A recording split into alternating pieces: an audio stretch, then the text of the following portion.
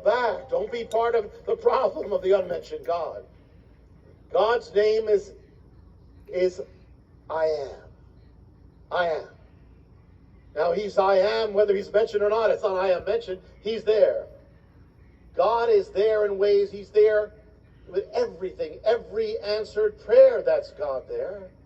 Everything. You know, it says in the Song of Solomon, it says, the really strange a bit, because it says, my sister, my bride. My beloved is my sister, my bride. I remember somebody who put that on a wedding ring, and the guy looked at this and said, this is not good. The guy who was supposed to do it says, this is sinful, you know, the jeweler, you know. My sister, my bride, God, you know, well, God, it's the voice of God is calling us, my sister, my bride. Because God, we're the bride of the bridegroom, but he's also our brother. Which says something. The love of the bridegroom also comes through the brethren. The brethren. Even through, sometimes you say, where's God? And God is loving you through a part of the brethren. Sometimes people are talking for counseling. I want to feel God. I don't feel it. But the one who's counseling them is part of God comforting them. He's there. God, whenever a brother or sister helps you, that's God. If they have the love of God, it's because of God, not because of them. It's God's love for you that they blessed you. Whatever that is, when you get encouraged by someone in the Lord, that's God. He may not be mentioned, but it's God. But so often we don't see God when he's there. We don't realize it. The book of Esther, he's all around. Jacob was going through a tough time in his life. Lonely, scared, on the run. Everybody he knew everything he knew in his life was changed. God seems so far.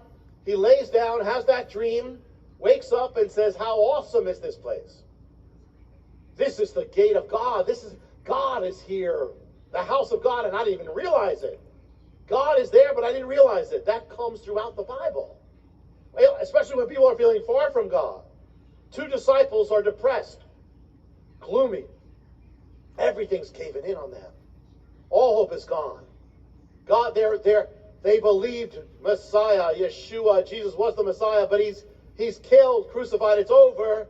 God seems so far away. God is gone. He's the unmentioned God now. He's the absent, missing God. And they're walking, and a stranger comes to talk to them and ask them what's going on. And they're going, they invite him in, and they break bread with him, and as that's happening, he suddenly vanishes. And at that moment, all of a sudden, it hits them. That was him. That was Messiah. And didn't we know it? Didn't we feel it, but we didn't realize it. Here he was. They're saying, where's God? And he's right there. Where's God? There he is. Miriam, Mary, Magdalene, weeping, her life's crushed, clinging to the only thing she had left of God, a tomb and a body. And now even the body is gone. When she comes to dress the body, it's gone. She's all the more crushed. Where is God? He's gone. Everything's out. My rabbi is gone. The Messiah, I thought he was the Messiah. He's gone.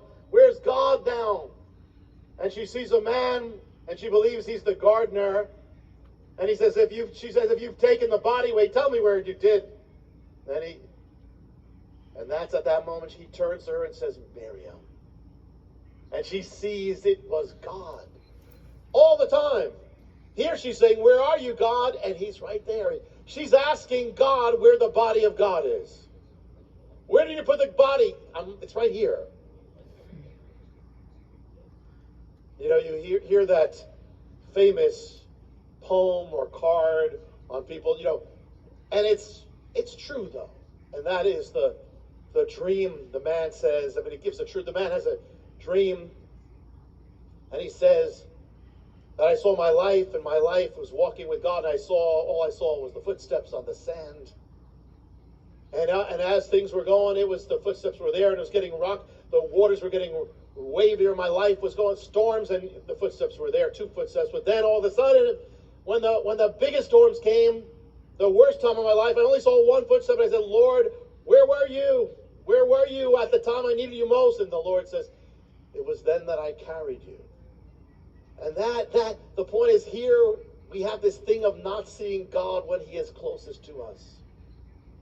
This book of of Esther, this book of the missing God, is one of the most sacred books, because it's the book that covers all those times when you don't see God. You know, you need this book just as much as we have any other book. It's just as sacred, because it's covering those times when nothing's going right, when you have no mention of God in your surroundings, in your circumstances, in your life. It doesn't seem he's anywhere in your emotions. You can't even find him there. That's when the book of Esther comes in. That's what this book is about. Just because you don't see his name and you don't feel his presence, and just because your problems seem much more real than God, doesn't mean he's not there. He is there, whether you feel him or not. His faithfulness is there. His promise is not changed one bit. His hand is there.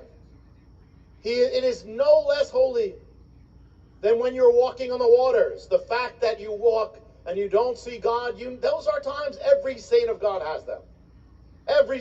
That's part of life, and that's part of our walk. What is our faith worth if we don't have to use it?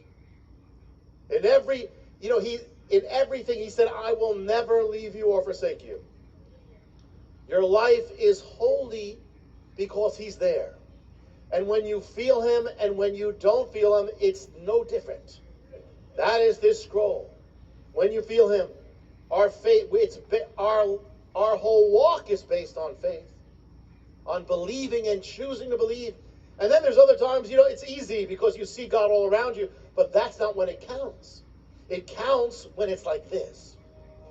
And whatever you see in your life, what this book of the missing God is telling you is that if you're a believer, there's always another story that you don't see. You only see one thing. The people in the book of Esther, they only saw one thing going on. They didn't see what God was doing. Because there's always that's always the thing that you don't see is bigger than what you do and more important than what you do see. That's why you can't go by what you see or what you feel. That's why you have to go by faith. When I was